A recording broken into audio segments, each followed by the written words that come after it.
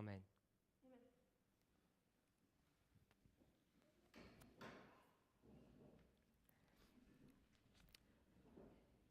We want to carry on our studies. We willen met onze studie voortgaan Taken from Matthew 13. met Mattheüs 13.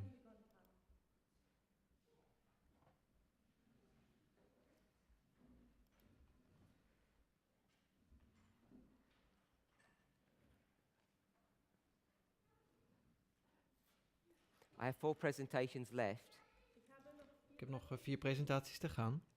and in those presentations I want to try and cover a second topic En in deze presentaties wil ik een ander onderwerp behandelen. that's caused many people a lot of problems in our movement.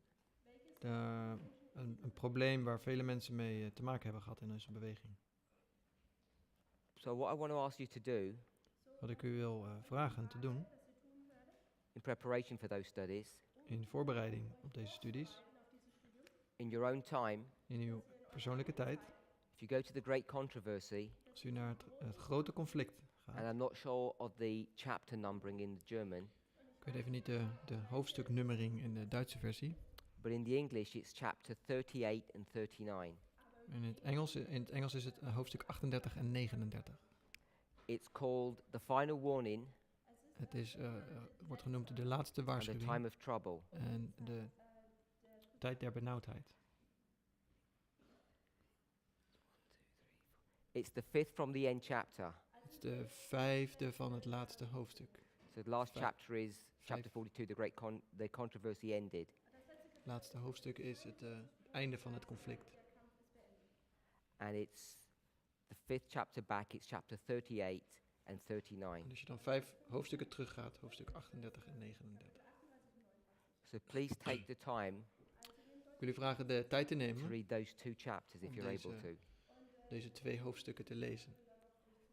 so that you can have a working knowledge of some of the material we want to cover. Zodat u een begrip hebt van de onderwerpen die we zullen gaan behandelen. Okay, so back to Matthew 13. Terug naar Mattheüs 13. We read verses 24 and 25. We lazen vers 24 en 25 hebben we gelezen.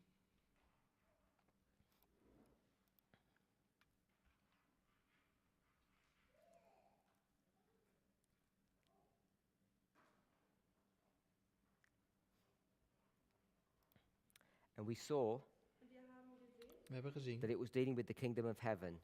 dat het over het koninkrijk der hemelen gaat. We saw that there were 2 men. Er zijn 2 mannen. One owns the field, Eén is eigenaar van het veld, kingdom of heaven, koninkrijk der hemelen. and the other one is an enemy. En de ander is een vijand. It says, while men slept, Terwijl mensen sliepen, the enemy came and sowed these tares, these seeds. kwam de vijand en heeft het onkruid gezaaid. So you remember we had a timeline, We hadden een we tijdslijn had a waymark en een wegmarkering that marked the sowing. dat het zaaien markeert. There's a field Er is een veld, which has got good seed, een akker waar goed zaad in is. and that very night an enemy came En in de nacht kwam een vijand and sowed en zaaide bad seed. slecht zaad. And this was the man that had sown good seed. En dit was de man die goed zaad zaaide. He came Hij kwam and he went. en hij vertrok weer. Hij He ging came weg. Hij and he kwam went. en hij ging weg. This principle is not new to us. Dit principe is niet nieuw voor You know ons. that Jesus presents a number of parables Jezus presenteert meerdere gelijkenissen where a man purchases a field, waar een man een veld koopt, plants a vineyard, plant een wijngaard and leaves it to other men to take care of on his behalf. en hij geeft het dan aan andere mensen om daar zorg voor te dragen op zijn verantwoordelijkheid. So this concept of the owner coming and leaving is not new to us. En het concept dat de eigenaar komt en ook weer vertrekt is niet iets nieuws. Het veld Is the kingdom of heaven. is het koninkrijk der hemelen.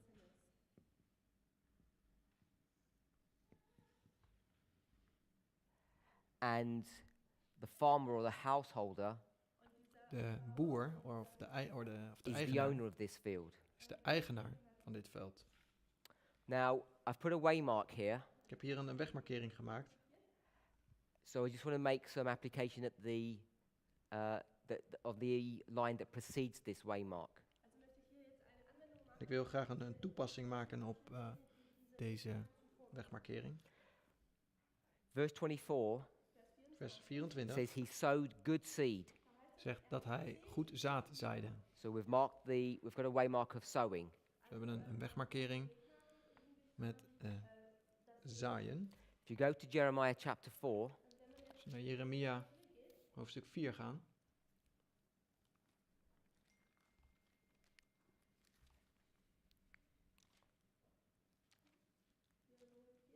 remember, when we look at Old Testament stories or books, Als we naar het Oude Testament, verhalen in het Oude Testament gaan, we should always be going back to the literal original context before we make application.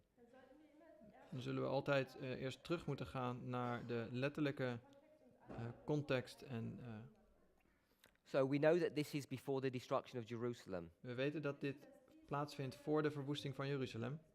Verse 1, Vers 1.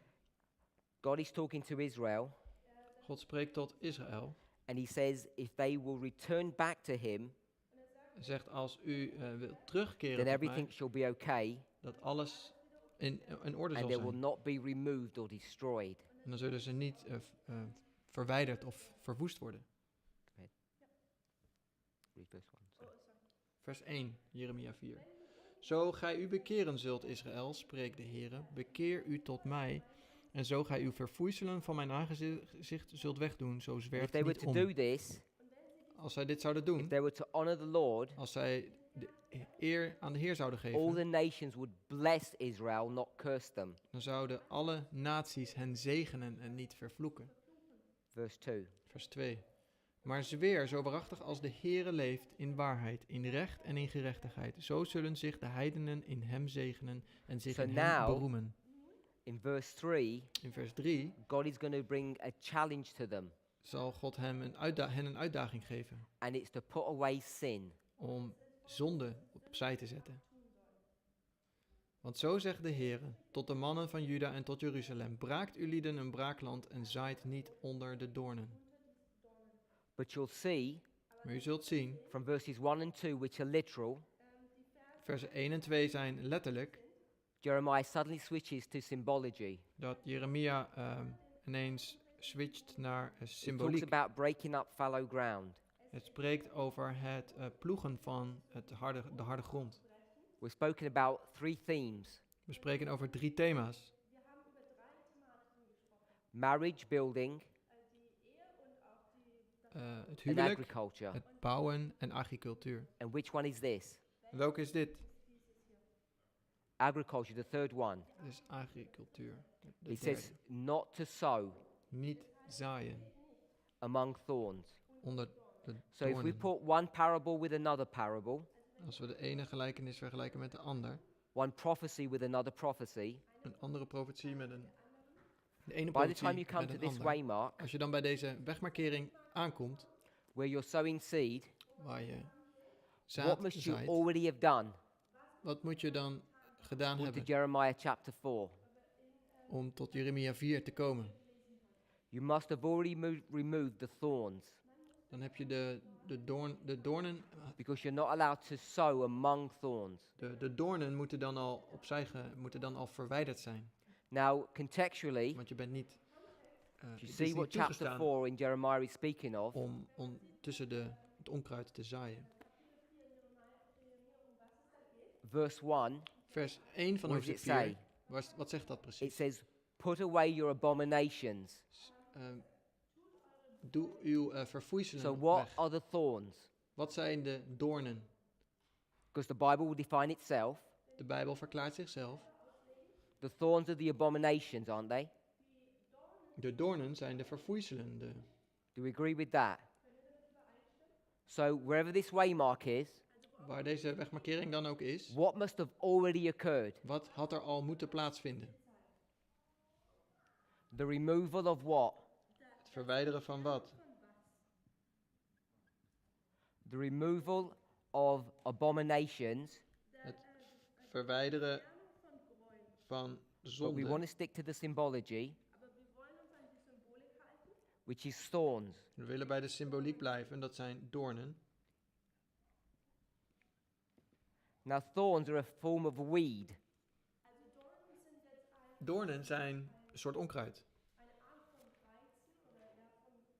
And we could argue En we kunnen weeds. And we could argue that tares, zeggen dat which this person is sowing, onkruid wat deze persoon are zaait, also a form of weeds. ook een vorm van onkruid is.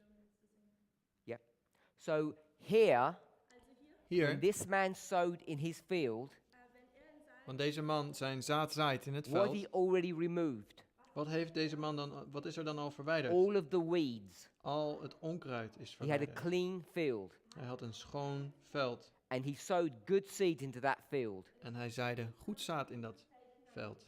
So you know Dus u weet that the weeds dat het onkruid that are in this portion of the history, die in deze deel van de geschiedenis zich bevinden, by the time you get to this waymark, zodra je bij have already been removed.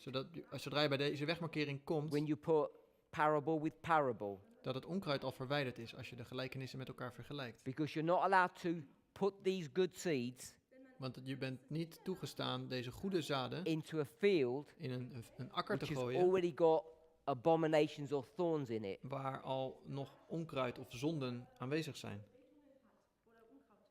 So hopefully we can see that concept. Ik hoop dat we dat principe kunnen zien. Now, how do you remove these thorns? Nou, hoe verwijder je deze doornen? Tells you in verse 3, Het vertelt je in vers 3, Jeremiah 4, it Jeremia says, 4. break up your fallow ground. So we have a breaking up Braakt het braakland, of the fallow ground. of het braakliggende land. So we'll begin with the easy one. We beginnen The met het ground. eenvoudige, het land. What ground is this? Wat voor een grond is dit? Has to be speaking about the field. Het moet over het veld gaan. We can see that. Kunt u dat So zien? we've got this field We hebben dit veld and it's fallow. en het is braak. I don't know what it says in there. Het ligt braak. What does that mean?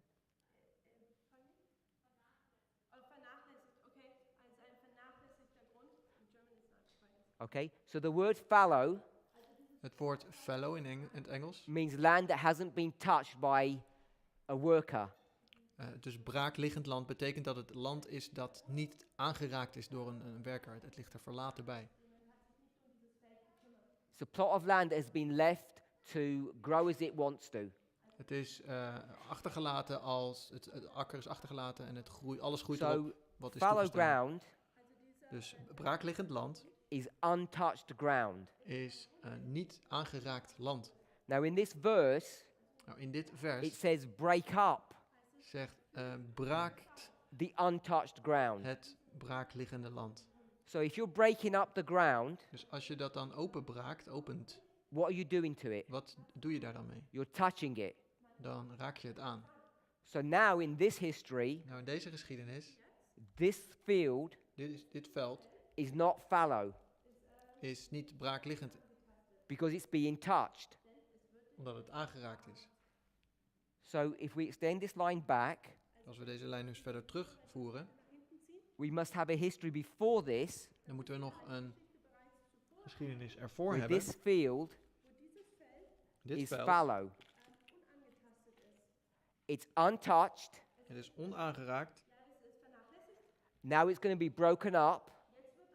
Nou wordt het The breaking up process does what? geopend. En het openen, wat doet dat met het land? It removes the thorns, Het verwijdert de doornen.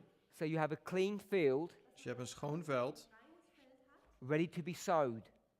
dat klaar is om gezaaid te worden. And as soon as he does this work, En zodra je dit doet, dit werk, then the enemy comes dan komt de vijand and he puts thorns back in. en dan doet hij er doornen voor terug. He doesn't call it thorns in the parable, it calls it tares. Hij noemt ze geen doornen, maar hij noemt ze onkruid. Because tares Want are a unique Onkruid. kind of weed.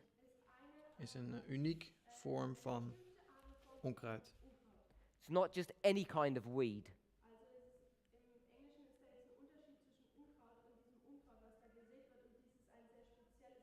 It has some unique properties to it.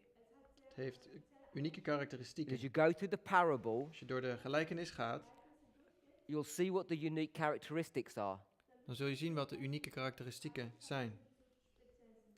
So if we can hold on to all of those thoughts, Als we daaraan kunnen vasthouden, let me just briefly show you what the unique properties are. laten we dan zien wat de unieke eigenschappen zijn. But we'll go back to it in a moment.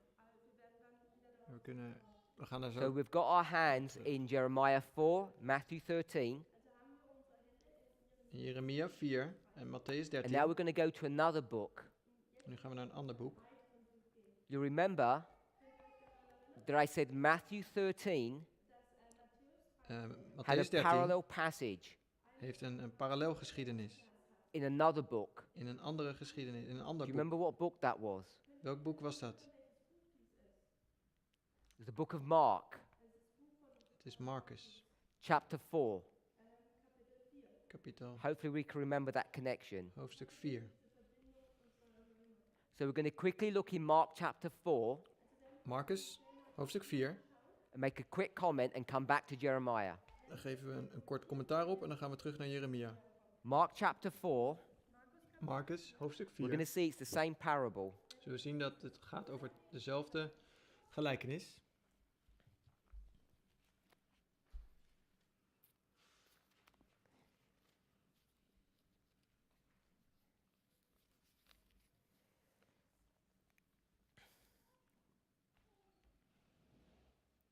We're going to begin in verse 26.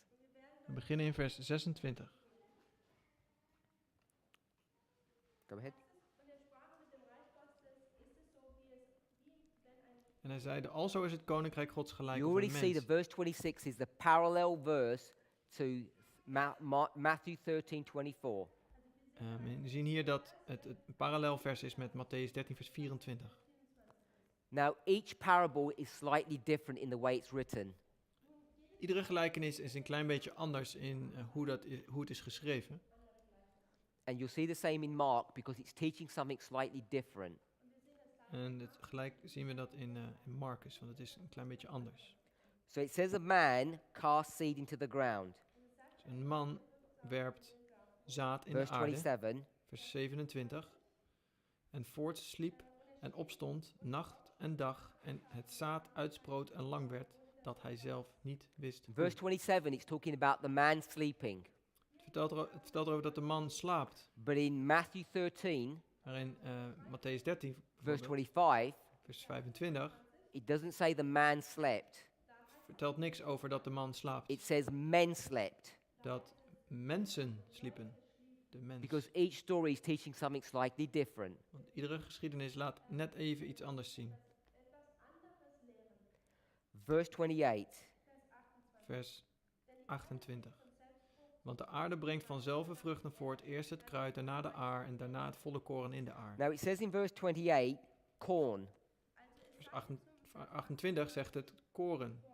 Don't let that throw you off, Laat dat u niet verwarren. confuse you. It doesn't mean that it was corn like corn on the cob or sweet corn. Betekent niet dat het de koren of tarwe is noodzakelijkerwijs. Sometimes they use these different names interchangeably. Soms gebruiken ze deze woorden koren als zijnde mais, maar niet What I want us altijd. to pick up Wat ik hieruit wil halen. talks about 3 stages of growth. Het gaat over de 3 stadia van First groei. the blade, Eerst de aar, then the ear, dan then the full eerst het corn in the kruid, ear. dan de aar, daarna het volle koren in de aar. So you have these 3 stages. Deze 3 stadia. 1, 2, 3. 1, 2 en 3.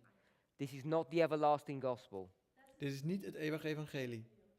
It's 3 stages in growth Het is een 3 stadia van groei under the dispensation of the second angel. onder de dispensatie van de tweede engel. First the blade, Eerst het kruid, then immature fruit, dan onrijp fruit and then mature fruit. en dan rijp fruit. Verse 29. Vers 29. En als de vrucht zich voortdoet, terstond zendt hij de sikkel daarin om de oogst So it says, when omdat the de fruit was oogst brought daar forth, is. Als de vrucht zich voortdoet, then you have the harvest, dan komt de oogst. symbolized by this sickle. Gesymboliseerd door de sikkel. It says fruit in verse 29, Het zegt fruit of vrucht, but it's talking about the mature fruit. maar het spreekt over de rijpe vrucht. Because here you have immature fruit, Want hier is het onrijp fruit, and here you have mature fruit. vrucht, en hier rijpe Now, vruchten. when you plant these special weeds, Als je deze speciale zaden plant, these tares, dit onkruid, they are specifically selected dan zijn deze geselecteerd, so that at this stage here, zodat ze op dit stadia hier, there's no difference between the two. dat er geen verschil te ontdekken is tussen de twee. So I'll just show you 2 here. Ik laat u er hier 2 zien. One is wheat, 1 is onkruid. and one is tares, En using the phraseology from Matthew 13. oké. De een is het goede koren, het andere is het onkruid. And they're identical in appearance. Maar ogenschijnlijk zien ze er hetzelfde uit. The enemy knows this De vijand weet dit. because they're specially selected seeds. Ze zijn speciaal geselecteerde zaden.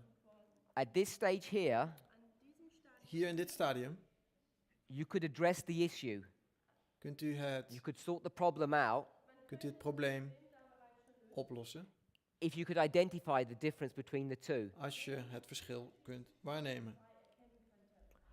But because you can't identify them, the problem can't be sorted out. Maar omdat je het verschil niet kunt zien, kan het probleem ook niet opgelost worden.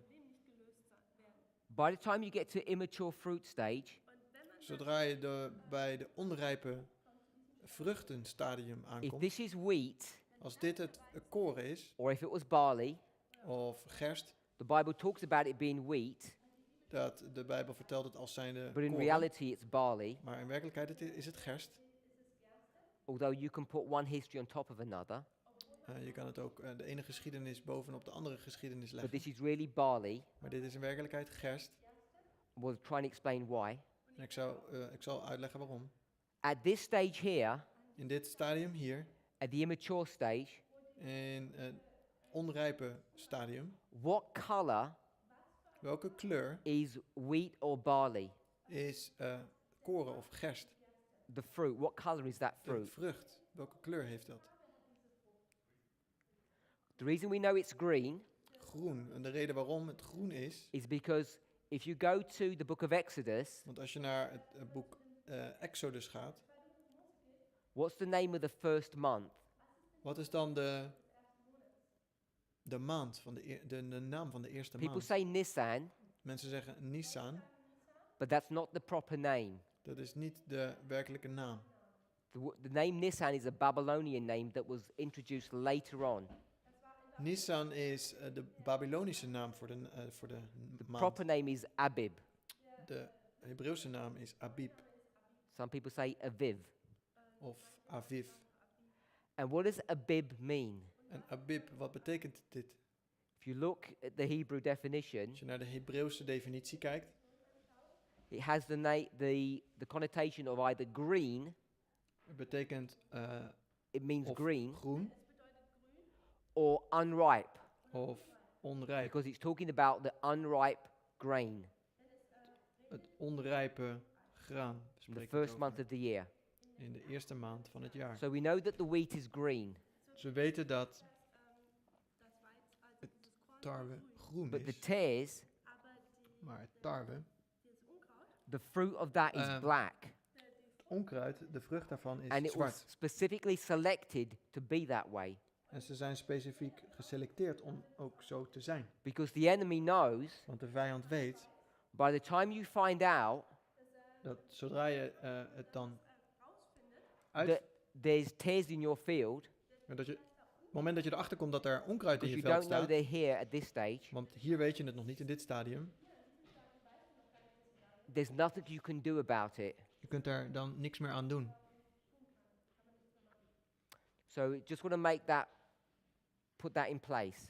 Ik wil dat in ieder geval eventjes Coming back to our story, even terug naar Jeremiah chapter 4. naar onze geschiedenis in Jeremia 4.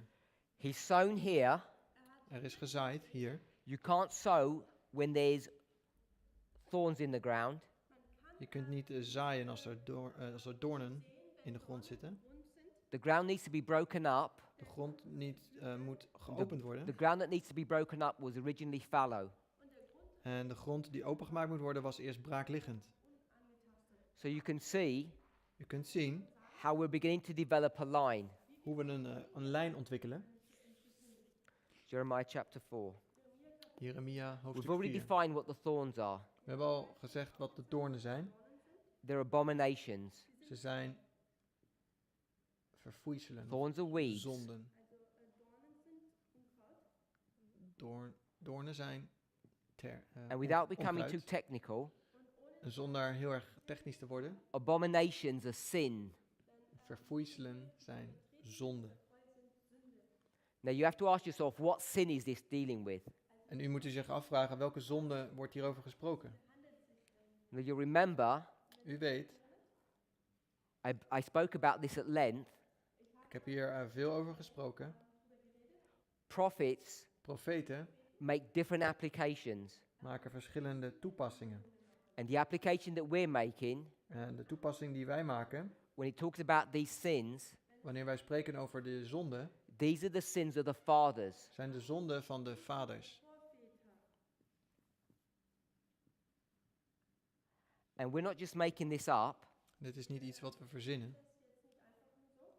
because if we went to Matthew 23, Als wij naar Matthäus 23 gaan, we'll see this principle, this concept being brought to view in the history of Christ. dan zien we dat terug in de geschiedenis van Christus. We begin at verse 29. We beginnen in vers 29. Jesus pronounces a woe upon these leaders. Jezus spreekt een wee uit over de leiders. And the reason for this En de reden hiervoor is because they garnish or they embellish the tombs of the righteous dead. omdat ze de graven van de profeten en de rechtvaardigen versieren. Verse 30. Vers 30. They have this proverb, this statement, Ze hebben dit gezegde in...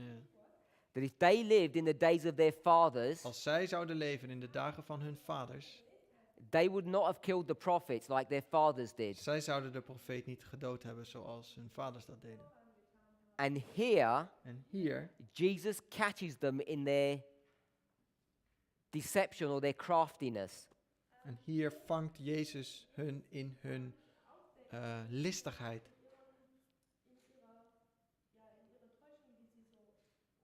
If you read the verse, Als we het vers lezen. En vers 30. En zegt, indien wij in de tijd onze vaderen waren geweest, wij zouden met hen geen gemeenschap gehad hebben aan the het most bloed der important phrase you profeten. want to pick up from that verse Wat je hieruit wil halen, het meest belangrijke, is they say, our fathers. zeggen ze onze vaderen. That's the important phrase. Dat is het belangrijke. And this is where Jesus has caught them, En hier pakt Jezus hen. because they've trapped themselves. Want ze hebben zich nu in een val laten komen. And he's going to explain that in the following verses. En hij zal dat uitleggen in de volgende. So they're going to Versen. use biblical prophecy Zij gebruiken bijbelse profetie to try and get themselves out of a problem. om hun uit een probleem te halen. And in that very action, En in die actie they actually trap themselves. brengen ze zichzelf in een probleem, in een val. They say, Ze zeggen, if we were living in the days of our fathers, als wij zouden leven in de dagen van onze we would vaders, have been good. We wouldn't have been bad like them. wij zouden goed zijn geweest en niet zo slecht als And zij. Jesus says, En Jezus zegt, you have trapped yourself. nu zit je in de val. Because what have they admitted? Want wat hebben ze toegegeven? They've admitted that those killers Ze hebben toegegeven dat die moordenaar, are who? wie zijn? Their fathers. Hun vaders. And Jesus En Jezus would never have admitted zou nooit hebben that those men toegegeven were his fathers. dat het zijn vaders waren.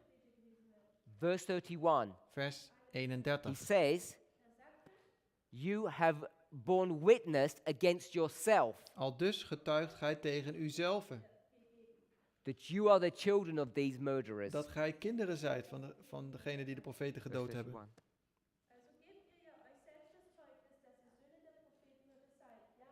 Vers 31.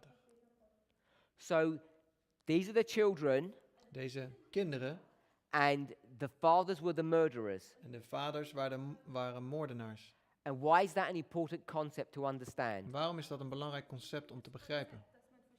Because when we think about the fathers Als wij denken aan de vaders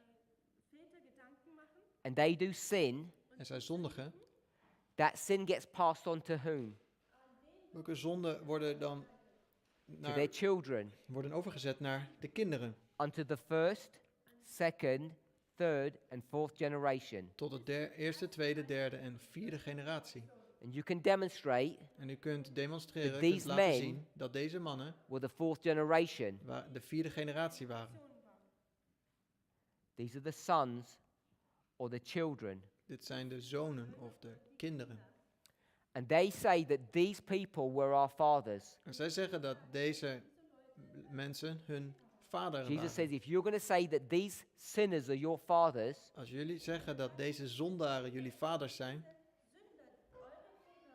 and you've already been told to repent and you have not, en jullie is verteld zich te bekeren, maar dat heb je niet gedaan, this is the crime that you're going to commit. dan is dit de overtreding die jullie Verse 32. zullen begaan. Vers 32. Gij dan ook, vervult de mate uwer vaderen. So this is what the fathers did. Dus dit is wat de vaderen deden. They had their cup Ze hadden een and they glas began to fill it with sin. en ze vulden deze met zonde. And he says to these group, Tot deze groep, with this same cup, met dezezelfde kop, because they're your fathers, dezelfde you als de fill vaders. up the cup. En jullie vullen deze kop, So from the fathers to the son, this cup has been filling up. deze beker, laten we het een beker noemen, vult zich So tot if this de is the rand. fathers Als dit de vaderen zijn and this is the son, en dit de zonen, the father committed sin de vaderen plegen zonde and the sons committed sin. en de zonen plegen zonde. Now what sin are these fathers committing? En welke zonde plegen deze vaderen? It's not the sin of murder Het is niet de zonde van in a moordenaars moralistic sense. in een moralistische Their weg, criminality manier. is not the crime of murder. Het gaat niet zozeer om het feit dat ze moorden. What is their crime? Wat is hun It's overtreding? silencing the prophets. Het is And the prophets de profeten doen laten are bringing a zwijgen. warning message to the people. En de profeten hebben een waarschuwingsboodschap voor de mensen. So the sin Dus de zonde is killing prophets, is het doden van profeten. and the prophet is a messenger En een profeet is een boodschapper who brings a message. die een boodschap brengt. So they're killing the message. Dus ze doden de And I'm boodschap. sure you've all read En ik denk dat u in allen early writings gelezen hebt in eerste geschriften how Ellen White compares hoe Ellen the White, rejection of John and Christ to what? The White, rejection of the first and second angels' messages in Millerite hoe history. Ellen White de geschiedenis van Johannes de Doper en Jezus vergelijkt met de eerste en tweede engelenboodschap in de And they Millerietengeschiedenis. say, En zij zeggen, if we were living in the time of als Christ, wij in de tijd van Christus hadden geleefd, we would never have killed those men, wij zouden nooit deze man gedood hebben, John and Jesus. Jezus en Johannes de And Doper. at the same time, what are they doing? En op hetzelfde moment, wat doen zij? They're killing Ze doden the first and second angels' de messages. eerste en tweede engelenboodschappen. So you can go from the fathers to the sons, Van de the history vaderen of naar de Christ. zonen, in de geschiedenis van and Christus, you can go to the Millerite history, in de Millerietengeschiedenis. and you're seeing they're doing the same thing. En je ziet dat ze daar precies hetzelfde doen. They make these men Ze maken deze mannen their fathers, hun vaderen and they're the sons, en zij zijn de zonen and they kill the messages en zij like the fathers killed John and Jesus. vermoorden de boodschappen zoals zij Jezus en Johannes vermoorden. So hopefully we can see this connection. Hopelijk kunnen we deze verbinding zien. Verse 33, Vers 33, Matthäus 23. Gij slangen, 23:33. Matthäus 23, 33. Gij slangen, gij adderen gebroedsel, hoe zoudt gij de helse verdoemenis ontvlieden? He calls them serpents. Hij noemt ze slangen. Now we know the serpent that we picked up in Revelation 12 In Openbaring 12, weten we, was the papal church. was de pauselijke kerk. Ellen White says Ellen White zegt that the dragon in Revelation 12, dat de draak van Openbaring 12, which the Bible says was Satan, waarvan de Bijbel zegt dat hij Satan is, was symbolized by pagan Rome, wordt gesymboliseerd door heidens Rome, who was the agent of Satan here on earth. die de agent van Go back to Genesis, the serpent Satan is was. Satan. de slang is Satan. Another word for serpent is viper. Een ander woord voor slang is adder. So in this verse, In dit vers, where it says you're a generation of vipers, je bent een generatie of adderengebroedsel, if you look at what the word generation means, wat het woord generatie betekent, zo staat het in het Engels. it means sons. Het betekent zonen. So Jesus is saying, Jezus zegt dus, you're the sons of Satan, jullie zijn de zonen van Satan. which is the same accusation that John made at these people. Het is dezelfde woorden die Johannes de Doper gebruikte voor He deze calls them the mensen. generation of vipers as well. Hij noemde ze ook adderengebroedsel of de generatie van slangen, adderen. So these people are the sons of Satan, Dus de zonen van Satan zijn deze mensen. and they're filling their cup up in the fourth En ze generation. vullen hun beker in de 4e generatie. And what's their crime? En wat is hun It's overtreding? the crime of killing the messengers, De overtreding is dat zij de boodschappen verwerpen. Of the doden. messages, De boodschappen. where God is sending these people to tell them to stop their abominations and to come out of idol worship. De boodschappen die God zendt om een mens op te roepen uit de zonde en de afgoderij dat te verlaten. En zich te bekeren. I'm sure we're all aware We zijn ons that allen in our bewust history, dat in onze geschiedenis we too have 4 generations. wij ook 4 generaties hebben. We can mark them by years. En We mark them as 1863, 1888, 1919, and 1957. we beginnen met in 1863 en dan 1888, So 1819 en each of these years have a 1857. history attached to them, an event, Elk jaar heeft een bepaalde gebeurtenis aan verbonden. and it's showing you a progressive decline En het laat een progressief afval in zien Adventism. in het Adventisme. But it's not showing you Maar het laat u niet zien The Adventists dat Adventisten lie more,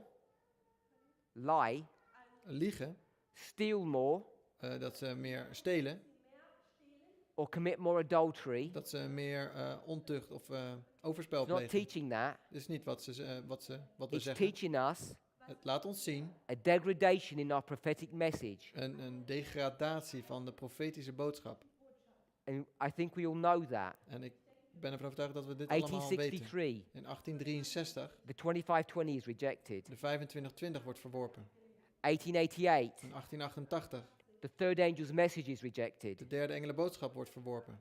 1919, De the 1919, prophetic gospel is rejected. de profetisch evangelie wordt verworpen.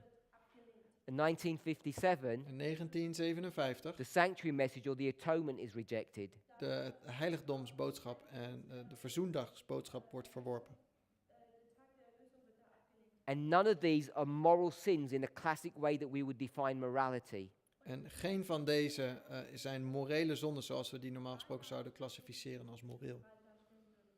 So when we come here Dus als wij hier and we komen talk about these thorns, en we hebben het over deze which doornen, are the sins that are in this field, dat de zonden voorstellen die in deze akker zijn, they're not sins of morality. het zijn geen morele zonden.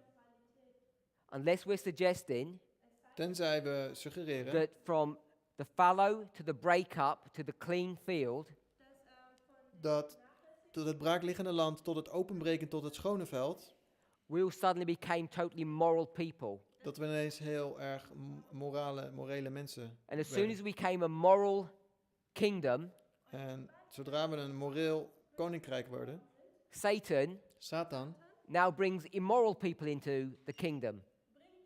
brengt hij immorele mensen in het koninkrijk. I don't believe you can develop a model based upon those ideas. Ik denk niet dat je een model kunt creëren gebaseerd op die ideeën. Now, we're in Jeremiah chapter 4, We zijn in Jeremia 4. and we know that these seeds are good seeds. We weten dat deze zaden goede zaden zijn. I want to go to another passage in the Old Testament, Ik wil naar een ander the book citaat of Hosea. in de Bijbel gaan, naar Hosea.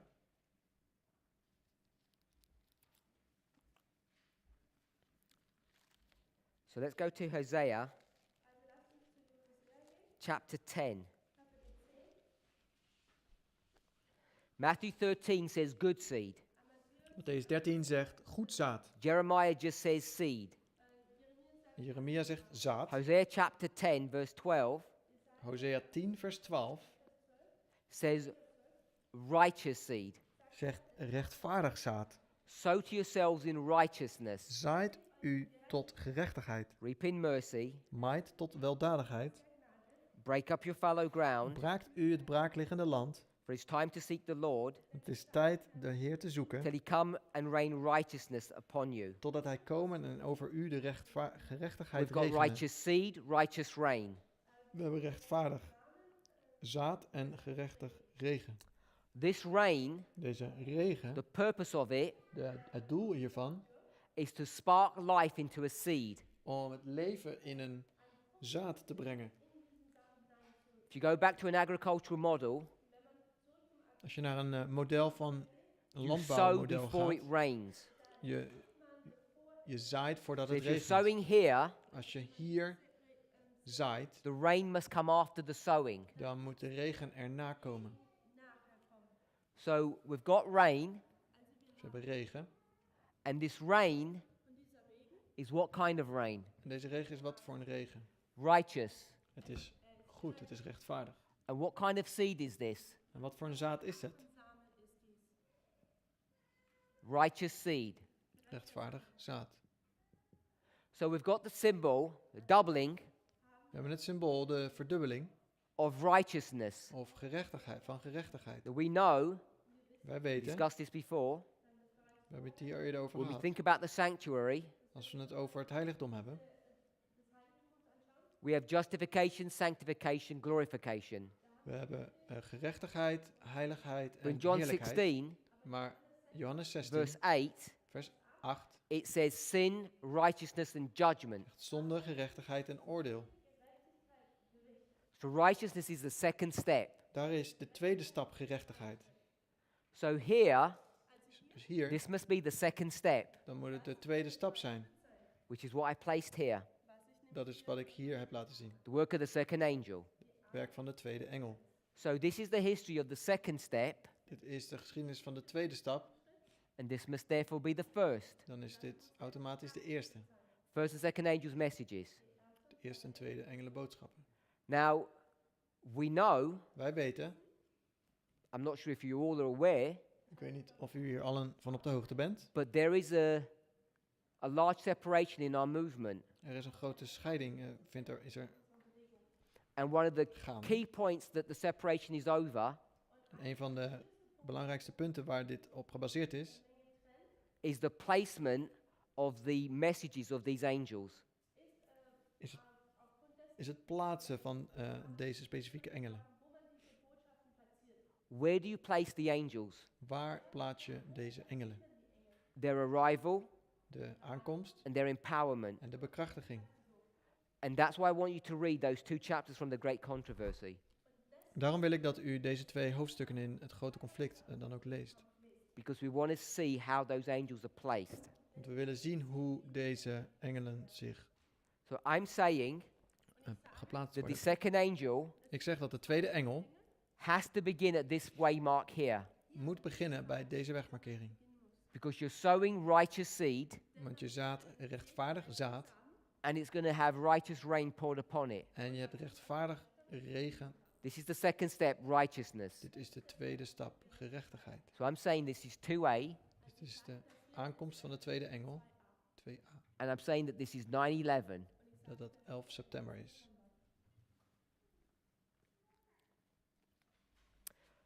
We picked that up, as I said, from Matthew 13, Hosea 10. Dit hebben we van Matthäus 13 en Hosea 10. Want to read verse 12 again? Hosea 10 Hosea 10 vers 12 talks about sowing seeds, vertelt over het talks zaaien about van reaping, zaad, over maaien. and it mentions breaking up the fallow ground. En het zegt ook dat het braakliggend This same concept that we picked from Land. Jeremiah. braakt, wat ook in Jeremia wordt beschreven. And then it says, Dan zegt het, it is time, het is tijd, now, nu, present tense, tegenwoordige tijd, to seek the Lord de Heer te zoeken, until he comes and rains righteousness upon you. totdat hij komt en It gerechtigheid op says u till regent. in the King James, it means until.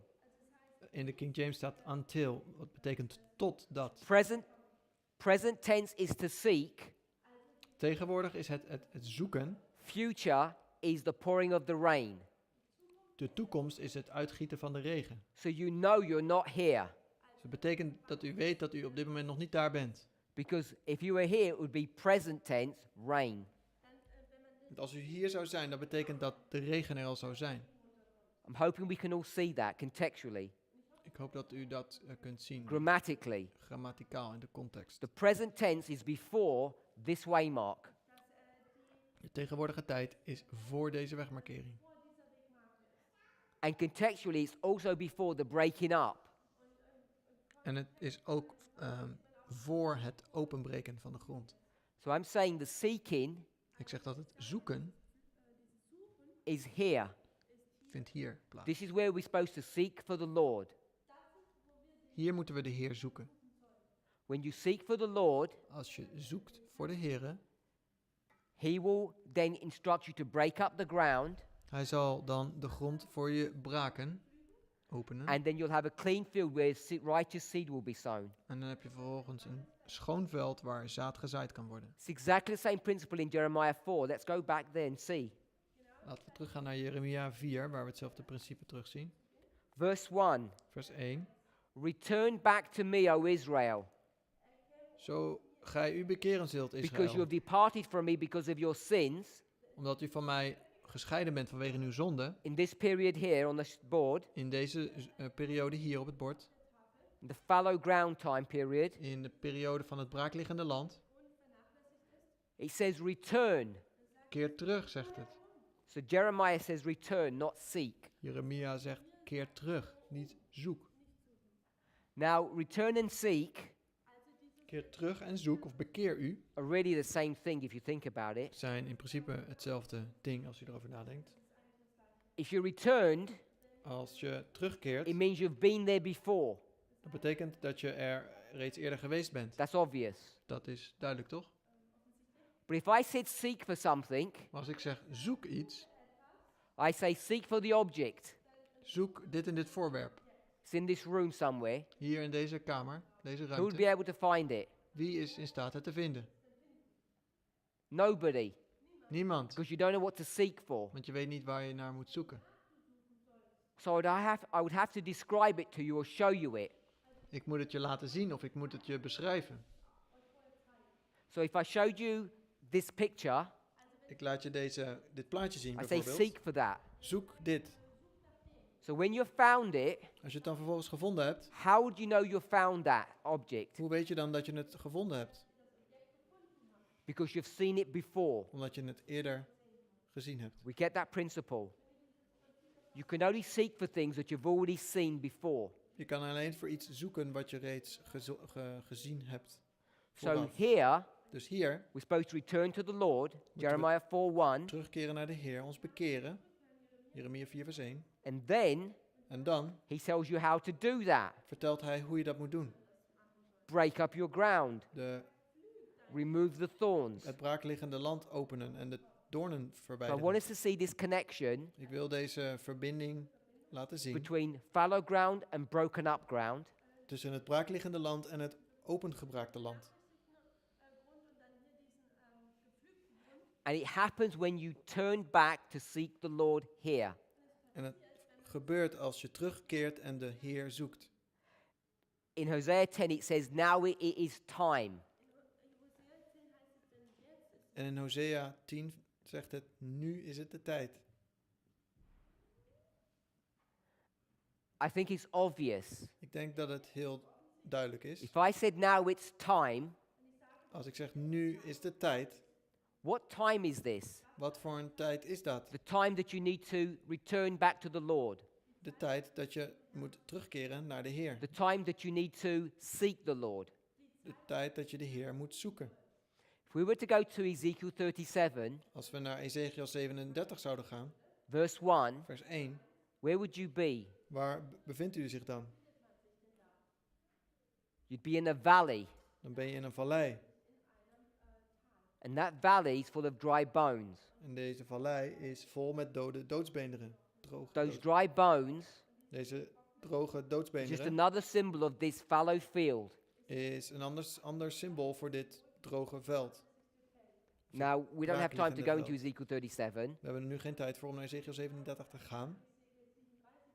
but you know there are two prophecies. Maar er zijn 2 profetieën. But what we want to pick up is here that there's a valley. Maar er is een vallei. So here's this valley Er is een vallei at this waymark. bij We're deze going to have a first wegmarkering. prophecy, then a second En prophecy. dan vervolgens een tweede profetie. And what do you do in valleys? Wat doe je in valleien? So let's go to Joel. Ga It's the naar next book from Hosea, Joël.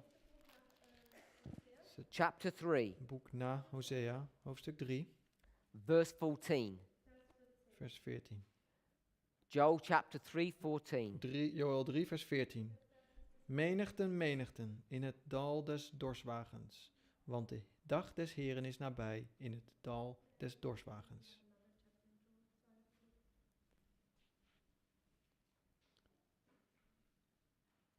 I'll just read it. It says, multitudes, multitudes Menigten, in the menigten valley of decision. in het dal, vallei des dorswagens, For the day of the Lord is near want de dag des Heren is nabij in the valley of decision. in het dal des dorswagens. So just tell them the chapter number and the verse number.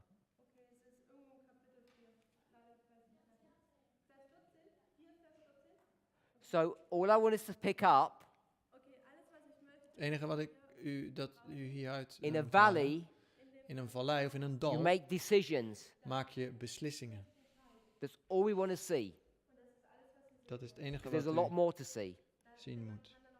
You need to make a decision to seek the Lord, to return back to Him, because now is the time. Nu is de tijd. Er moet een beslissing gemaakt worden.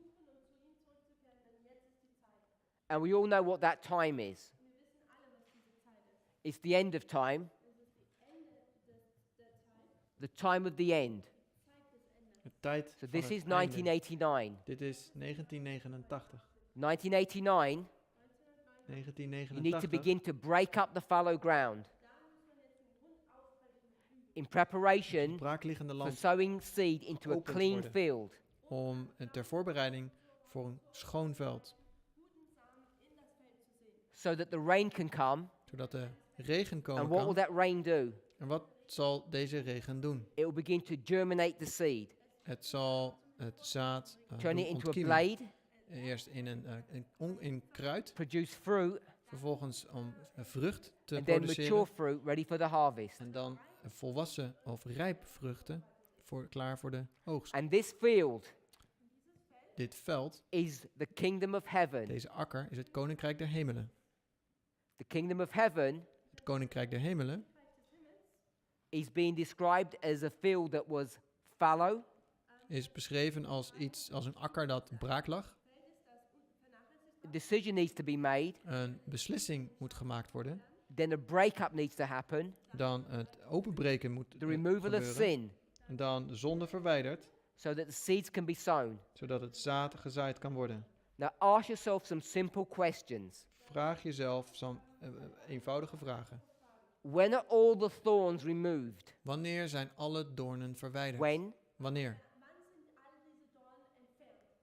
Here? Hier? No. Nee. Here? Hier? No. Nee. They begin to be removed here, Hier worden ze voor het eerst and verwijderd. they've all been removed by this waymark. En ze zijn hier allen verwijderd. There are no more thorns, Er zijn niet nog meer doornen. because you have to have a clean field Want je moet een to begin to sow. schoon akker hebben om te kunnen zaaien. And if you don't follow the principle of 1 Corinthians 15, En als je niet niet het principe van 1 Korinthe You will 15 gebruikt, always make mistakes, zul je altijd fouten maken. because people will become confused, Mensen zullen verward raken, because you look with your carnal eyes want je kijkt met je vleeselijke at ogen carnal men, naar vleeselijke mensen. and by beholding you become changed. En door aanschouwen And we're zullen supposed to be worden looking at we Christ. veranderd. En we zouden naar Christus moeten kijken, So that we can be changed into his image. zodat we naar zijn aangezicht kunnen worden And veranderd. what does Christ look like? En hoe ziet Christus eruit? Types, shadows, symbols, parables. In typen, schaduwen, symbolen, gelijkenissen. Don't look what human beings are doing. Kijk niet naar wat mensen doen. Look at what the parables teach. Kijk naar wat de gelijkenissen laten zien. The parables clearly teach Gelijkenissen laten duidelijk zien that the field dat het veld, is cleaned here at this waymark, dat het schoongemaakt is hier, bij deze wegmarkering. not afterwards. Niet naar de hand. There's a cleaning process going here. Er is een schoonmaakproces dat hier plaatsvindt. How do you clean a field? Hoe maak je een veld schoon? How do you break up a field? Hoe breek je een akker open? We've defined what ground is. We hebben gezegd wat We've grond of defined what fallow is. braak Now liggend let's is. define what fallow is, break up means. Wat betekent het openbreken? Break up means to plow. Openbreken betekent ploegen. Everyone understands what plowing is. Iedereen weet wat ploegen is. What do you plow with? Waar ploeg je mee? It's a large knife. Grote messen. So there's this huge knife Dat is een groot mes that's going to come and cut this field. die dit veld snijden, And when you cut opensnijdt. the field, En als je het veld opensnijdt, you do two jobs in one. dan doe je 2 dingen in 1. The first one is Allereerst that you get the field ready for the seeds. is dat je het veld voorbereidt And voor in de the same zaden. process, what do? En in hetzelfde proces, wat doe je precies? With these thorns? Met deze doornen. They get cut De doornen worden with this knife. kapot gesneden. And what happens to them? En wat gebeurt er met hen? You don't see people picking up these weeds out of these fields, do you? Je zegt niet dat dit onkruid wordt weggenomen door deze mensen. They get obliterated. Ze worden kapot gemaakt. They get cut up Ze worden in stukken and they get gesneden buried. en ze worden begraven. This blade, Dit mes, this plow, deze ploeg, is at the back of a tractor. is aan de achterkant van een tractor. Whether you're going to make these animals with yokes or a tractor, it's the same principle. Of je nou dieren met een juk gebruikt of een tractor, dat maakt niet uit. What's this knife going to do Wat doet dit mes in this field in dit that's got all of veld? these thorns? Al deze doornen heeft? Begins here Begint hier. and does what? En wat doet hij dan precies? Begins to cut lines. En hij zal in lijnen zal hij And we call snijden. them furrows. En we noemen ze, Is that the same word? So it begins to cut these furrows into this soil. When it gets to the end, what does it do? dus als hij aan het einde komt en hij snijdt zo'n Turns lijn. back. En wat doet hij dan? Dan keert hij terug. En zo gaat hij And furrow after furrow, lijn achter lijn, na lijn, line after line, lijn na lijn. it cleans this field up. Ruimt hij dit In veld op preparation for the seed, in voorbereiding op het zaad. and it destroys the thorns. En het verwijdert de doornen. The sin problem is eradicated here, Het zondeprobleem is hier weggedaan. not in this history. Niet in deze geschiedenis. In this history, In deze geschiedenis, an enemy creates another problem. een vijand maakt een ander probleem. Now I can see people smiling Ik zie mensen lachen, because the lights come on, want de lichten gaan aan. because it's obvious what the imagery is showing. Want het is heel duidelijk wat You dit know as beeld well as I do, ons leert. Want u weet heel goed, net als ik, 91, 92, in 91, 92 96, en 96, the increase of knowledge, the formalization of our message, de toename van kennis en de formalisatie van de this history boodschap. here, Deze boodschap hier, the increase of knowledge, de toename aan was when we kennis, understood about prophetic lines. alles wat we begrepen hebben van de profetische lijnen, It's the understanding of prophetic lines is het verstaan van profetische that lijnen cleaned up this field. die deze akker schoonmaakt. This field Dit veld is the kingdom of heaven. is het koninkrijk der And hemelen. you and I En u en ik are not the kingdom of heaven. zijn niet het koninkrijk der hemelen. We are members of the kingdom of heaven. Wij zijn leden van het koninkrijk der hemelen. In the same way, we're not the ark, Zoals we ook niet de ark zijn. we're builders of the ark. We zijn bouwers van de ark. In the same way, we're not New Jerusalem, Net zoals dat we niet het nieuwe Jeruzalem zijn, which is the bride, wat de bruid is, which is the church, wat de gemeente is, but we're guests maar wij zijn de gasten or virgins of maagden who come to the wedding. die naar de bruiloft komen. If you don't see these two distinctions, Als je dit verschil niet ziet, you open yourself up dan open je jezelf to being influenced by erroneous doctrines. om beïnvloed te worden door foute Because people are going to argue, leerstellingen. Want mensen zullen argumenteren. are you telling me, Vertelt u mij, this is their argument, dit is hun argument, that the sin problem has been taken out of your life dat het zondeprobleem is alles at opgelost 9/11? bij 11 september. And they're using this parable to teach that false doctrine. En ze gebruiken deze gelijkenis om deze valse leerstelling te The onderwijzen. parable is clear. De gelijkenis is heel It's duidelijk talking about the kingdom of heaven. dat het spreekt over het koninkrijk der hemelen. It's not talking about the seeds. Het spreekt niet over de zaden. It's not talking about the men. Het spreekt niet over de man. It is talking about the church, the kingdom of heaven. Het spreekt over het koninkrijk der hemelen, de gemeente. And if we don't understand En that, als we dat niet begrijpen, you destroy your prophetic ability to understand what's going on. dan verwoest je je profetische mogelijkheid om dingen te verstaan. Ask yourself one question. Vraag jezelf één vraag. Stel If this jezelf is één vraag. true, Als dit waar and is, it's not talking about an individual, en het spreekt niet over een individu. it's not talking about whether or not you do sin or whether you don't do sin. Het gaat niet over of u zonde doet of dat. Because for a start, this is talking about this concept. Om mee te beginnen, het gaat over dit concept. It's not talking about your morality, Het gaat niet over de moraliteit, but put that to one side. maar zet dat even aan de kant. There's a church which is in apostasy. Er is een gemeente in een afval. People make a decision because now it's time to decide.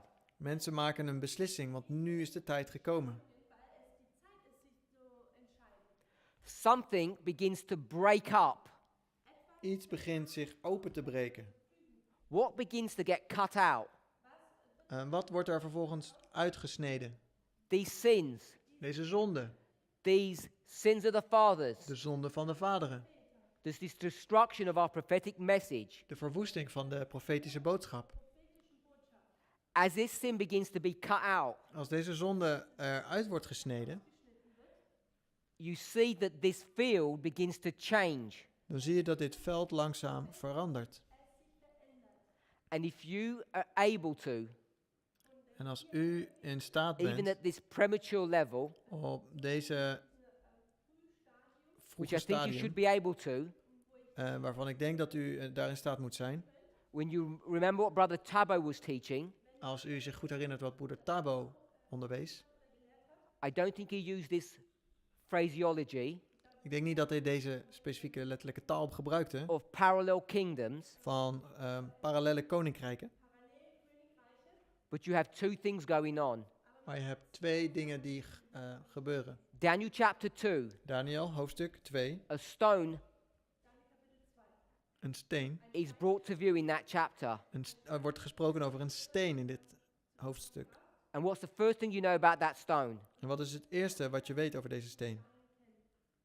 It says it's cut out. Het wordt uitgehakt. To cut something out, you need a blade. Als je iets uithakt of uitsnijdt, dan heb je een mes And the only nodig. blade you're going to see here in this story En het enige mes wat je in deze gelijkenis ziet, is this one, is deze. and one at the end, this one. En één aan het einde, deze. So you have to ask yourself which blade is being referred to in Daniel 2. En dan is dus de vraag, welke is degene waar Daniel 2 naar verwijst? Is it the blade of harvest, Is het de oogst? or is it the blade here? Of is het deze, I dit would mes? suggest Ik zou willen voorstellen, it's this one here. het is deze, hier. The stone De steen is being cut out wordt of the uitgesneden mountain. vanuit een berg. And that's what's happening here. En dat is wat hier gebeurt. The removal of prophetic sin. Het verwijderen van profetische zonde. People don't like that phraseology. I don't know why. Mensen houden niet van deze Because I think it doesn't even exist. manier. Want ze denken dat het niet eens bestaat. In closing, In afronding. what I want us to see, Wat ik wil dat u ziet. this is a story about a kingdom. Dit is een verhaal van een It's not a koninkrijk. story about the subjects. Het gaat niet over de individuen. It's not a story about these subjects that aren't even supposed to be here. Het gaat niet over deze individuen. Die zouden er niet eens moeten zijn.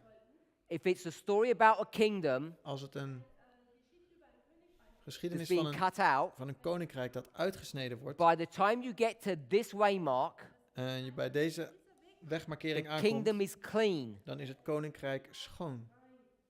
And this is why people En dit is waarom mensen want to change this theology deze theologie willen veranderen. and say the cleanup of the kingdom is afterwards. Het opschonen van het koninkrijk is na de hand. Because if the kingdom is clean here, Want als het koninkrijk schoon is hier, it's right dan is het rechtvaardig. from this point all the way through. Van het begin tot het eind. I know it's obvious, Ik weet dat het but logisch the is opposite of right is wrong. dat het tegenovergestelde van goed slecht is. And everyone is standing up today En iedereen staat tegenwoordig op and trying to claim en wil beweren that this kingdom dat dit koninkrijk, has been wrong dat het verkeerd is for the last 16 years. voor de afgelopen 16 jaar. And now these people, En nou deze mensen, who are just subjects of the kingdom, by the way, die enkel individuen zijn in het koninkrijk, are now going to straighten this kingdom out. nu zeggen dat het de koninkrijk terecht wijzen. Now you need to decide for yourselves U moet voor uzelf beslissen when this kingdom was cleaned. wanneer dit koninkrijk verschoond Was is. it cleaned here, Wanneer werd het as schoongemaakt? these 3 books have shown? Zoals die 3 boeken hebben laten zien. Hosea, Hosea, Jeremiah, Jeremia, Matthew, Matthäus. and I'll put Mark with Matthew, 3 En- books. En Mark plaats ik bij Matthäus. Dus 3 boeken. Is this sequence correct? Is deze volgorde Or is the cleanup of this correct? church, Of is het schoonmaken van de gemeente, this kingdom, dit koninkrijk, yet future? iets in de toekomst? That's what is the issue in our movement today. Dat is het probleem in onze beweging And in case tegenwoordig. you missed it, En als u het toevallig gemist hebt, you can see the foundations began to be laid at 9/11, en u kunt zien dat de fundamenten zijn gelegd vanaf 11 september.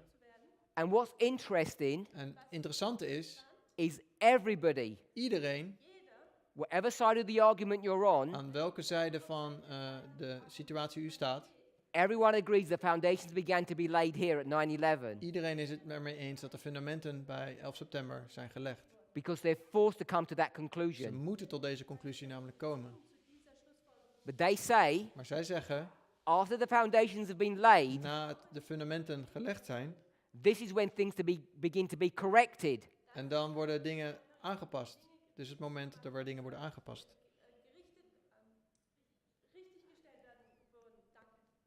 Don't be confused on this issue, Verwar uzelf hierover niet. because they'll tell you Want ze vertellen u that men dat mensen came up with wrong ideas in this history met verkeerde ideeën kwamen in deze geschiedenis. because they want to confuse Want ze willen u verwarren. the subject of the seed and the field.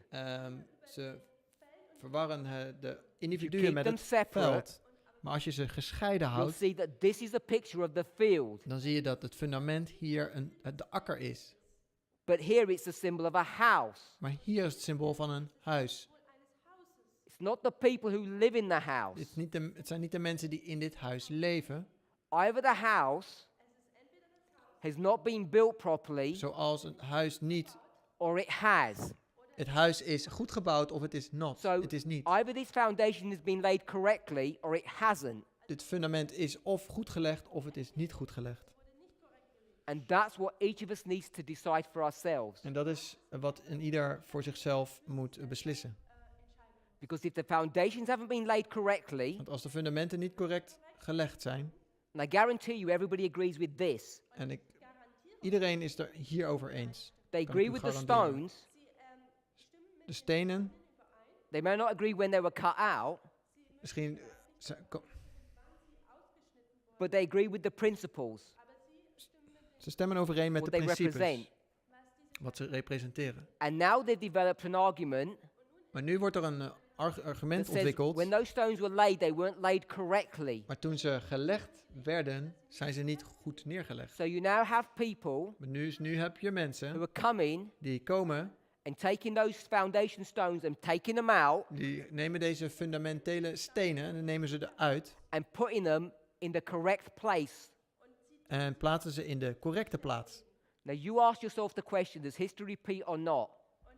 U stelt uzelf de vraag, herhaalt de geschiedenis zich of niet? Because I will challenge you, Want ik zou u willen uitdagen, when they were laying Solomon's temple, toen ze they didn't put the stones in straight away. Toen ze het fundament bouwden in Salomo's The tijd, ground was prepared, werden de stenen niet meteen neergelegd. and they looked at the ground and they looked at the stone, De grond werd bereid en ze keken naar de stenen en de grond and they didn't match. en ze kwamen niet overeen.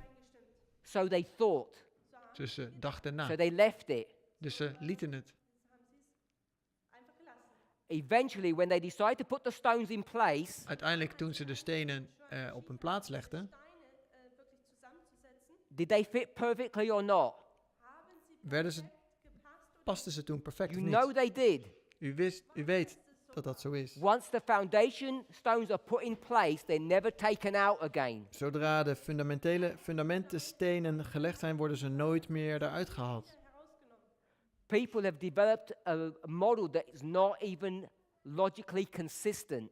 Mensen hebben een model gemaakt dat niet eens consistent is, They believe in repeat of history. Ze geloven in They believe in repeat of history. Ze geloven in de herhaling van de geschiedenis. They believe that the foundation stones were never removed in the original. Ze geloven en weten dat de fundamentele stenen in de letterlijke geschiedenis They nooit agree the eruit zijn foundations were genomen. laid from 9/11. Ze geloven dat vanaf 11 september de fundamentele stenen neergelegd zijn. And now they go back En nu gaan ze terug and they say that they were not laid correctly. en ze zeggen dat de fundamenten niet correct zijn gelegd.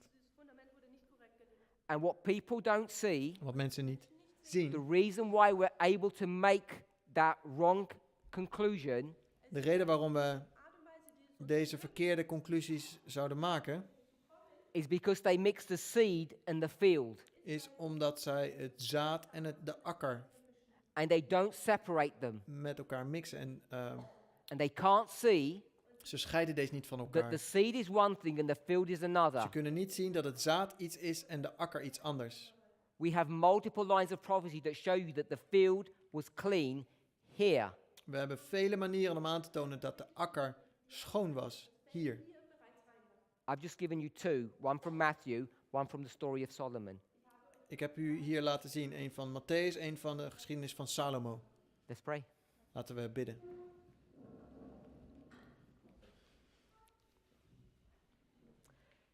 Heavenly Father, Hemelse Vader, we thank you for your goodness.